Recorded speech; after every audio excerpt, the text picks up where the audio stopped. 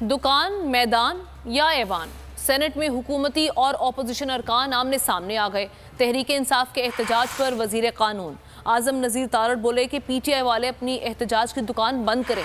Senator Ejaz Chaudhary ने आजम नज़ीर तारड़ से माफ़ी मांगने और अल्फाज वापस लेने का मुतालबा किया। शहजाद वसीम बोले कि ऐवान को दुकान कहने वाले बताएं कि ये खुद कौन सा सौदा बेचने आए हैं।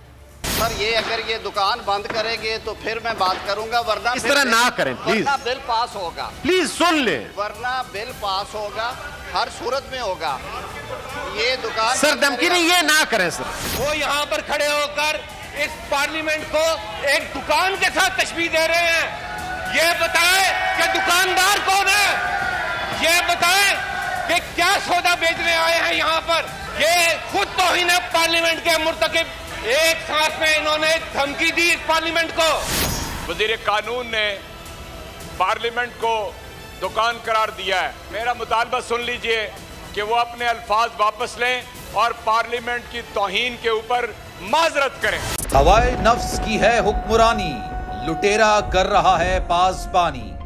बोल न्यूज के मार्केटिंग हेड आकाश राम ताहा लापता, तफ्तीशी इदारे जवाब देने से कासिर।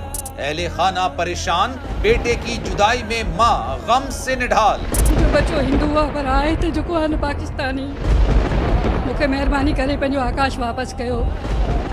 अमेरिकी सेनेट में कांग्रेसमैन की आकाश राम के अगवा के खिलाफ पुरजोर मुजम्मत। And I, of course, have been concerned about some of the terrible disappearances, some of the abuses of human rights in Pakistan.